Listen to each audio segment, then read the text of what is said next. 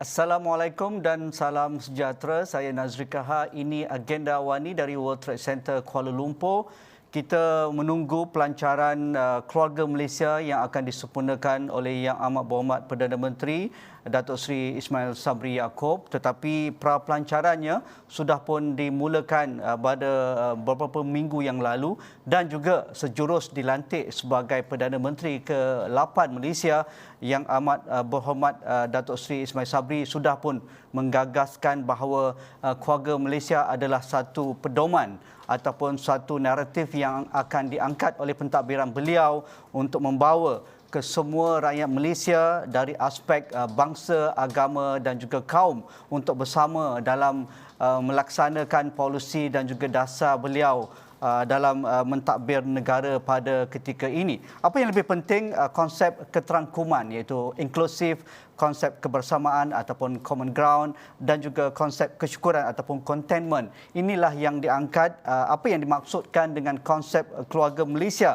Tetapi pastinya negara kita memerlukan lebih dari itu. Bukan hanya slogan, tetapi ia perlu diterjemahkan dengan dasar dan juga polisi dan dapat dirasai oleh segenap pelusuk ataupun segenap rakyat negara kita dari Sabah hinggalah ke Perlis. Jadi untuk melihat bagaimana konsep keluarga Malaysia ini dapat dihayati, difahami dan akhirnya diterjemahkan dengan tindakan di lapangan sana. Jadi saya akan melihat perkara ini dengan dekat dengan yang berbahagia Datuk Dr. Anis Yusal Yusof, Fellow Utama Institut Kajian Etnik ataupun KITA Universiti Kebangsaan Malaysia dan juga mantan Timbalan Ketua Pengarah GIACC Jabatan Perdana Menteri. Assalamualaikum Datuk Dr. Anis Yusal, apa khabar?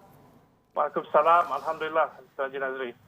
Dr. Anis, saya rasa ini satu topik yang dekat dengan Dr. Anis kerana seringkali mengangkat isu keterangkuman, isu kebersamaan dan juga isu kesyukuran dan begitu dekat juga dengan kajian core Institut Kajian Etnik berkaitan dengan kepelbagaian kaum, kesepaduan sosial, perpaduan, penyatupaduan. Ini sentiasa kita angkat sejak kami berada di Awani dan saya sering mengangkat topik ini bersama Prof Ulong dan juga rakan-rakan di Institut Kajian Etnik termasuk Dr. Anis Yusal.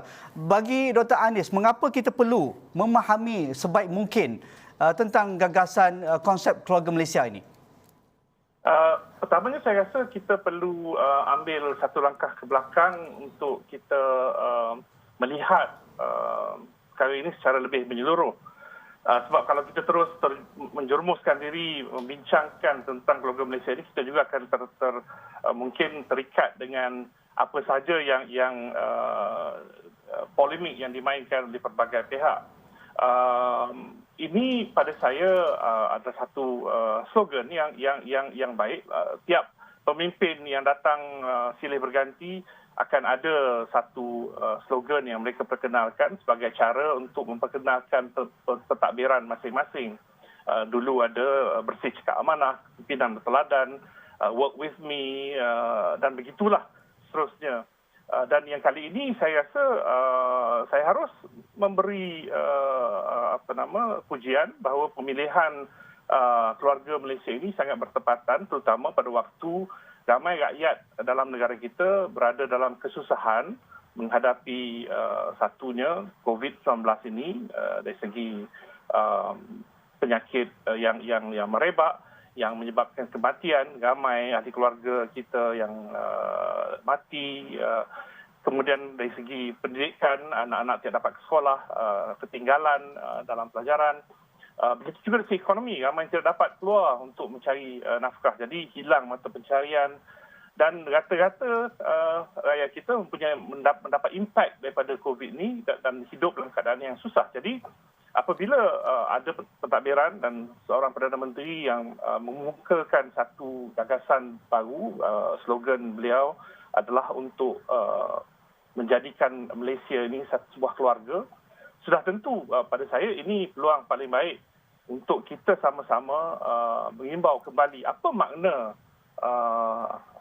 keluarga Malaysia ini. Adakah ini satu lagi retorik politik atau ini sebenarnya adalah usaha untuk benar-benar memulihkan apa juga penyakit apa juga rasa susah hati rakyat kerana sekarang ini kita akan memulakan masa depan negara ini sebagai sebuah keluarga. Cuma pada saya seperti yang selalu kita dapat lihat, slogan ini akan tinggal slogan. Sebab itu saya berharap ucapan Perdana Menteri sebentar lagi dapat memberi penjelasan, memberi satu, bukan hanya menjelaskan seperti memberi satu definisi, tapi lebih penting menterjemahkan maksud konsep satu keluarga Malaysia ini kepada impaknya yang bagaimana akan dirasai oleh rakyat. I think Saudara Nazri tadi dah memulakan perbincangan ini dengan menunjukkan bagaimana perkara ini boleh dirasai oleh rakyat di seluruh pelosok negara. Dan kita perlu tahu dan perlu sedar bahawa rakyat Malaysia ini bukan hanya ada di Kuala Lumpur, di bandar besar ini, tapi ada di kampung-kampung di luar bandar, di Nganganggungun, di Sarawak, di kampung perkampungan Ulu, di Perlis sana. Jadi semua rakyat Malaysia perlu merasai bahawa keluarga Malaysia yang dibawa oleh Perdana Menteri ini sebenarnya memberi impact dan juga mengubah nasib hidup mereka. Yang penting pada saya rasa kualiti hidup rakyat semua perlu juga berubah.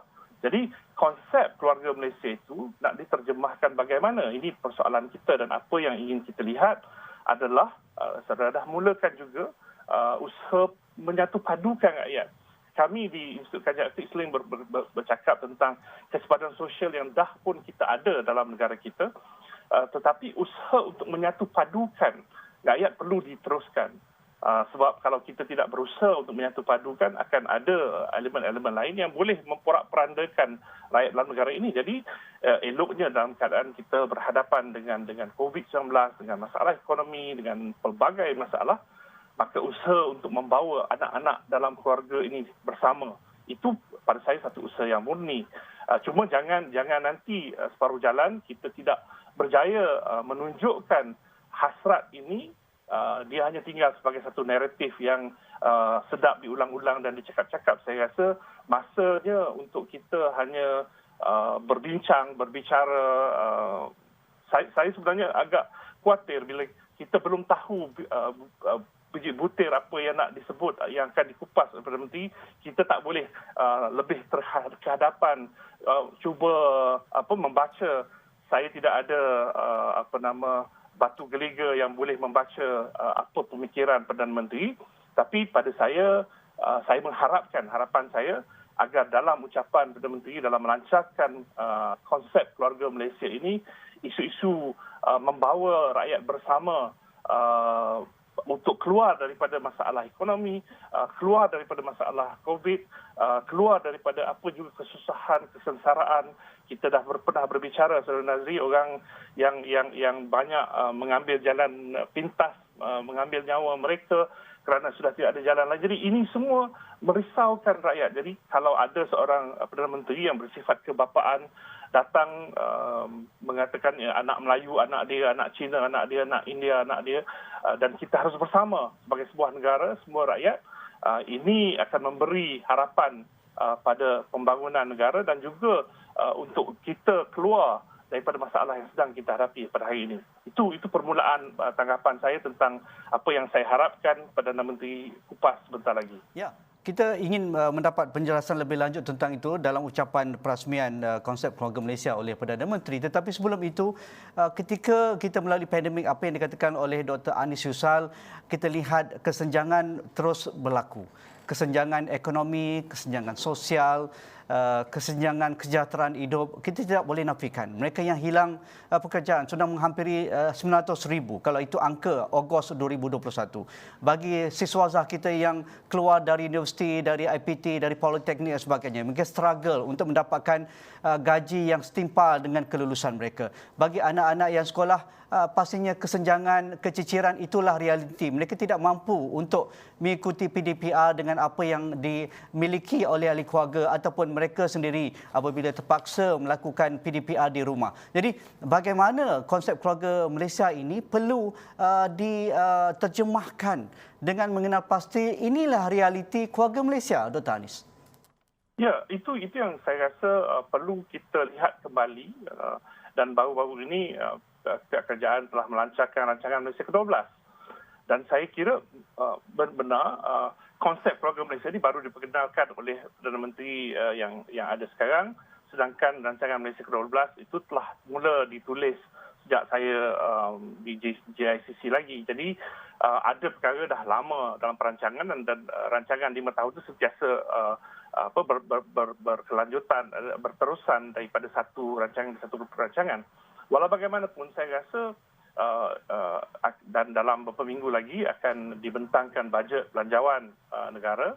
Saya rasa dalam belanjawan dan dalam aktiviti atau action plan untuk rancangan Malaysia ke-12, di sinilah peluang untuk diterjemahkan, sebab kita tidak boleh hanya bercakap tentang konsep keluarga Malaysia ini perlu toleransi, perlu empati dan menggunakan perkataan-perkataan ini seolah-olah dianya hanya sedap didengar, tetapi apa makna pada kita tentang semua ini. Jadi ia harus diterjemahkan kepada suatu benda yang boleh diukur.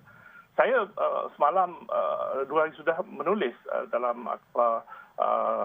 tentang kefahaman rakyat terbanyak tentang konsep SDG, Sustainable Development Goal. Sebab saya menjadi risau kerana 2030 akan datang tidak lama lagi. Saya tidak pasti sejauh mana kita semua bersedia. Tidak kira sama ada kita orang yang bertanggungjawab untuk melaksanakan atau menyampai kita mencapai cita-cita kita yang kita harapkan, sebab ini adalah perjanjian yang kita buat bersama di Perhimpunan Agung Bangsa Bersatu pada 2015 dulu. Jadi semua negara dalam dunia bersetuju, 193 buah negara, bahawa SDG ini adalah goal matlamat yang nak dicapai oleh dunia.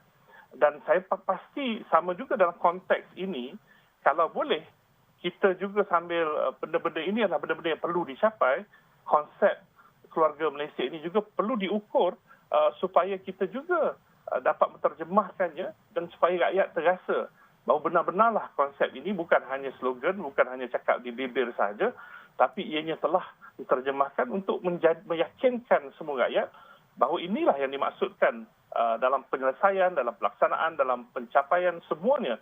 Amalan pentadbiran negara memberi biar saya beri satu ilustrasi. Apa maksudnya? Maknanya kalau rakyat pergi ke pejabat kerajaan, bagaimana dia dalam konsep keluarga Malaysia ini agak kita, bagaimana perlu dia dilayan? Adakah dia dilayan macam you hanya datang atau dilayan sebagai keluarga? Jadi ini pada saya ini penting, walaupun orang kata janganlah sampai ke situ, tapi pada saya kalau kita nak buat sesuatu, biarlah kita buat dengan sebenar-benarnya, memberi impact, memberi satu perasaan bahawa inilah Malaysia yang baru ini adalah Malaysia di mana hidup kita berkeluarga. Kalau kita hidup berkeluarga, macam kita jaga anak keluarga kita, yang bapa itu kalau nak makan, dia tentukan anak-anak dia dapat makan dulu dan dia makan yang terakhir. Itu konsep keluarga Malaysia. Jadi pada saya, pemimpin dalam negara ini mungkin perlu bermula menunjukkan sikap juga yang mereka mendahulukan rakyat daripada diri mereka. Jadi kalau daripada apa yang orang rakyat lihat, kalau apa yang diberitakan, yang diceritakan lebih kepada kepentingan diri pemimpin, maka ini tidak akan memberi satu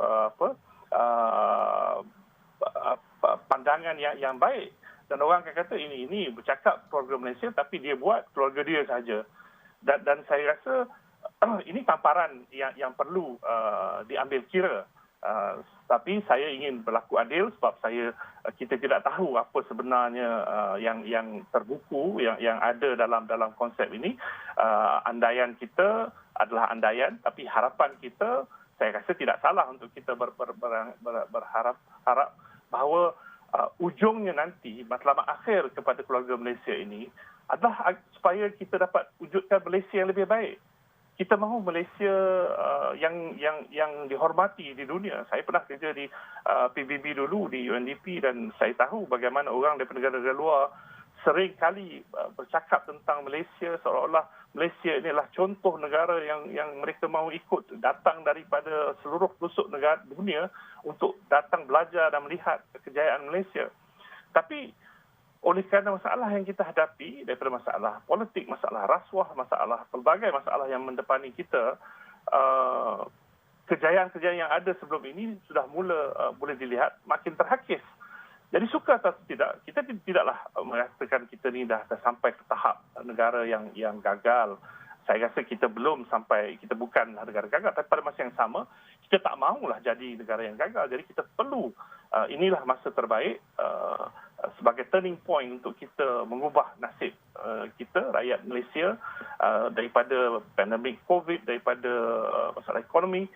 Dengan konsep ini diharapkan pada saya diterjemahkan dan ada KPI yang jelas, yang boleh diukur, yang boleh kita sama-sama nilai bagaimana keberkesanan. Adakah kita dah bergerak daripada satu sudut kepada sudut yang lebih baik.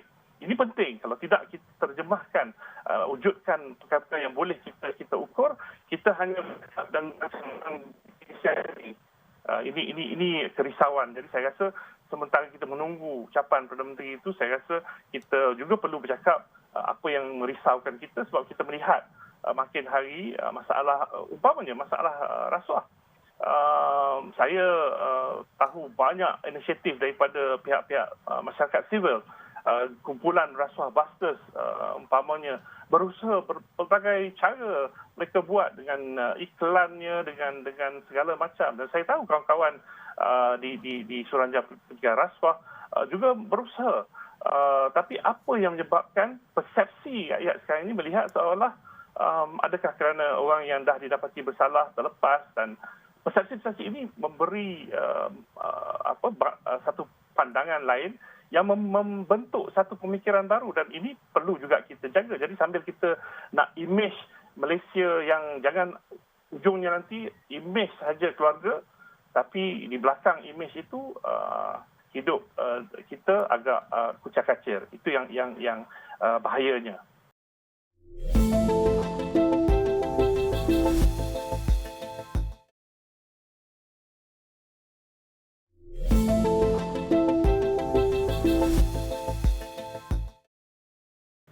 Dr. Anis, kalau SDG ataupun konsep matlamat pembangunan mampan itu ada 17 objektif ataupun matlamat yang ingin dicapai dengan 169 sasaran di dalamnya, kita tahu. Termasuk juga apa yang ingin dicapai ataupun ingin digagaskan melalui gagasan keluarga Malaysia ini. Tetapi bagi Dr. Anis, apa makna semua ini kepada rakyat biasa? Kalau KPI ataupun sasaran yang ingin dicapai itu tidak dapat dipahami oleh rakyat biasa, dan juga bagi penjawat awam dan juga pemain politik, ia tidak mampu melaksanakan ataupun memberikan lampu ajaib kepada pentadbiran Datuk Seri Ismail Sabri ini. Pada saya ini simple. Nak diterjemahkan yang paling mudah untuk rakyat terbanyak adalah makanan dapat berada di atas meja mereka setiap kali mereka ingin makan. Kehidupan mereka ada memberi mereka choice, pilihan untuk kalau dia nak beli benda, maknanya kuasa beli, purchasing power parity dia tu memberi dia kuasa, boleh dia pilih antara dua. Jadi maknanya harga tu juga dikontrol. Ketiganya saya rasa yang penting adalah kualiti hidup. Kalau kita sekarang ni, of course dengan COVID ni, kalau kita nak gunakan indikator satu katil di hospital dengan berapa patient, tu mungkin akan jadi masalah. Tapi sebenarnya itulah yang kita harapkan. Yeah. Dalam negara yang maju seperti Malaysia ni, sepatutnya kita ada hospital yang memberi perkhidmatan terbaik dengan katil doktor yang baik-baik belaka, yang maknanya setiap apa international standard. Kalau kata setiap 100 orang ada berapa doktor yang rasionya. Itulah kualiti hidup yang perlu kita juga ada. Dari segi alam sekitarnya, kualiti hidupnya bagaimana, dari segi peace, keamanan. Adakah negara kita ni pencuri, perampok ni hanya memecah rumah sebilang masa atau pencopek yang meragut terus berluasan. Kalau boleh benda-benda ini semua berubah, ini menunjukkan bahawa negara ini makin baik. Jadi kualiti hidup dia tidak perlu kita bercakap tentang pulangan berbilion dan sebagainya. Yang penting untuk rakyat di negara ini dapat hidup dengan aman, dapat hidup dengan selamat, dapat ada makanan, tidak kelaparan. Kemiskinannya telah pun kita angkat. Maknanya dia ada choice, dia ada pilihan, dia ada pendapatan yang mencukupi. Saya rasa itu sepatutnya. Dan itulah pada saya barulah semangat keluarga Malaysia tu diterjemahkan. Maknanya kita semua satu keluarga, tidak ada yang tertinggal, tidak ada yang kelaparan, tidak ada yang kebuluran, tidak ada yang tidak berpakaian. Semuanya perlu dijaga. Dan bagaimana kita menjaga bukanlah maknanya kita letakkan semuanya atas pihak kerajaan. Saya rasa semua pihak memainkan peranan, yang itu juga penting. Kalau dilihat SDG itu 17 tu, ada setengah SDG itu bukan untuk Malaysia. Kita dah melepasi setengah-setengahnya, tapi ada setengah-setengah tu kita perlu mengupas. Sebab setiap SDG itu kita jangan hanya melihat yang di atas, yang nombor 1 ke 17. Di bawah setiap satu tu ada pecahan dia, target yang nak dicapai. Target-target ini perlu juga diterjemahkan kepada bahasa yang mudah difahami supaya rakyat juga faham apa yang cuba dicapai. Pentadbir-pentadbir yang diberi tanggungjawab untuk melaksanakan, mencapai benda ini juga perlu faham. Pada saya, kadang ada ketikanya tak perlu sangat kita berkiblatkan kepada SDG UN itu. Yang lebih penting, apa keperluan asas dalam Malaysia ini yang perlu ditangani. Saya rasa kalau kita tangani semua benda-benda asas yang perlu diselesaikan, align lah, maka kita akan sudah tentu akan sampai kepada SDG itu. Sebab apa yang dilihat di seluruh dunia adalah benda-benda asas nak tentukan benda-benda tentang anak cucu kita akan terus dapat hidup dalam di bumi ini, sama ada di Malaysia atau di mana pun mereka berada, di mana tidak ada pencemaran di sungai, di laut, di hutan, supaya ada makanan yang akan boleh, tanaman boleh terus hidup subur. Semua ini ada kitaran yang berkait, semuanya berkait, daripada pendidikan yang baik kepada kesihatan yang baik kepada pendapatan. Ini bukan stand alone. Setiap SDG itu ada cut across dia, governance.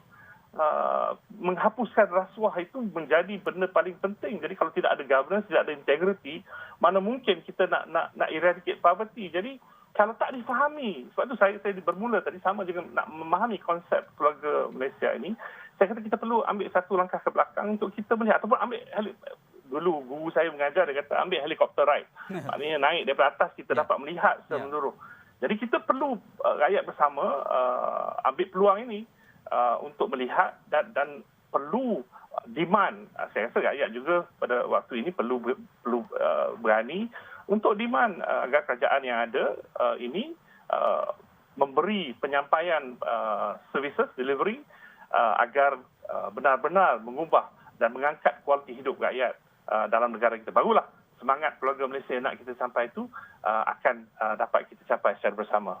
Bagaimana keluarga orang Ulu di Pergunungan Bario? Mereka mungkin tidak sama keluarga yang tinggal di Taman Tun Dr. Ismail ataupun di Bangsa. Tetapi kalau ikut indeks kebahagiaan, mereka lebih bahagia mendapat udara yang segar, makanan di keliling rumah mereka, anak-anak mereka boleh bersekolah hanya 5 minit berjalan kaki, dan mereka mampu melaksanakan kemampanan ataupun sustainability, kerana itulah ruang kekuatan orang Ulu ataupun orang Penan di kawasan pedalaman Sarawak. Begitu juga mereka yang tinggal di rumah panjang di Kenawen ataupun di Kapit. Tetapi mungkin Sarjan Abu Bakar yang tinggal di Kem Wadi Burn 2 tahun akan pencen awal ataupun perkhidmatan dah selesai. Ada 20 tahun kalau umurnya panjang, mereka habis perkhidmatan 50 tahun. Beliau tak tahu Sarjan Abu Bakar nak buat apa lepas ni, kerana itu desakan hidup di bandar di Kuala Lumpur dan perkhidmatan tentera yang tidak memikirkan masa depan mereka. Jadi semuanya ini penting untuk melihat bagaimana refleksi ataupun makna keluarga Malaysia bagi setiap unit keluarga terkecil di negara kita, Dr. Anis. Kalau saudara bawa dalam konteks indeks, happiness index lah, tahap kebahagiaan, of course, perkara ini agak subjektif. Apa yang bahagia, suka pada orang seorang mungkin tak sama dengan orang lain. Ada orang yang dah ada duit banyak tu, kebahagiaan pada dia mungkin lain daripada orang yang tak ada duit. Tapi betul lah konsep kalau kemampanan yang kita semua cakap. Saya kadang risau bila orang mengguna perkataan mampan ni, saya tak pasti sama ada orang benar-benar faham atau tidak. Sebab ada bila saya sebut kawan-kawan kita di Bario, saya teringat saya pernah satu ketika dulu hidup saya sering melawat beberapa keluarga temia di Sungai Siput, di Sungai Pilus. Dan di Sungai Pilus ini sekitar tahun 90-an, awal 90-an, orang temia di Sungai Pilus itu mereka sudah hidup secara nomadik. Dan saya rasa sampai saya tak pasti zaman sekarang masih sama, tapi waktu 90 itu mereka berpindah antara beberapa penempatan yang memang mereka dah wujudkan sebagai rumah kampung mereka, kerana mereka duduk di tempat itu dan makan apa yang ada di sekeliling mereka sehingga buah-buah semua dah habis dan mereka pindah ke kawasan lain pula. Jadi dia sudah praktis sustainable living. Ikan di sungai dan semua itu tidak dihabiskan. Jadi orang temia dah praktik benda ini. Tapi kita yang kononnya kita rasa kita ni orang bandar, orang berpelajaran tinggi dan sebagainya, kita merosakkan alam sekitar kita. Kita guna kalau pergi yang kumpulan, kalau ambil ikan ni, kalau dia ambil dengan sebanyak yang mungkin, tak ada ditinggalkan langsung, kalau tebang langsung, tak ditanam semula. Ini saya rasa kita juga, ini pun konsep berkeluarga, di mana kita kena tinggal orang belakang. Jadi kalau kita ambil bolot semua pada kita tak fikirkan ahli keluarga yang lain, ini pada saya memang sangat tidak memahami hidup secara berkeluarga. Jadi kalau kita belajar daripada orang temia yang menjaga alam sekitar, kerana supaya tentukan bila dia patah balik pada kampung yang dia duduk, ada tumbuhan baru, makanan, buah-buahan dah ada. Jadi kita konsep kebahagiaan ini perlu untuk kita fahami. Sebab itu saya guna perkataan kualiti hidup lah. Dan saya rasa kalau orang di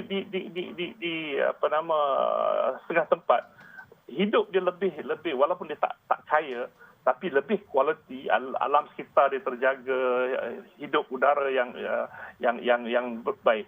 Dia jauh lebih baik daripada kita yang kalau sarjan yang disebut tadi. Sebab itu kalau dulu saya ingat waktu saya di Mantap Tentera, sarjan-sarjan yang ada tu akan sebut, oh saya lepas pension nak balik kampung. Kalau dia ada kampung. Betul. Berapa ramai sekarang ni yang masih ada kampung untuk mereka balik? Masihkah ada tanah yang untuk diusahakan?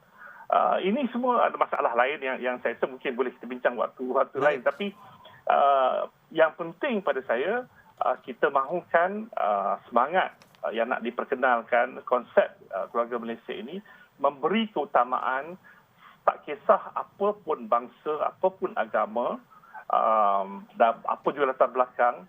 Inilah rakyat kita semua, rakyat Malaysia. Yep. Jadi ini cabaran juga. Dia macam dulu konsep cakap satu Malaysia. Orang kata kalau satu Malaysia, kenapa ada orang lain, ada hak yang lain berbeza? Ini perlu kita fikirkan bersama. Jadi apa dia privilege, apa dia hak, apa dia keperluan, dan dalam keadaan sekarang semua orang berada dalam keadaan yang sama. We are all the same basket ni. Dia tak boleh nak dibeza-bezakan. Jadi nak keluarkan semua daripada masalah yang kita ada. Apa harapan kita pada kerajaan yang ada ini? Terima kasih Datuk Dr. Anis Yusof, Fellow Utama Institut Kajian Etnik ataupun KITA Universiti Kebangsaan Malaysia. Dan itu saja perbincangan kami di Esrawani. Terus kekal di 501 Esrawani dan juga di esrawawani.com. Sekian, Assalamualaikum. Saya Nazri Kaha. Kita jumpa lagi.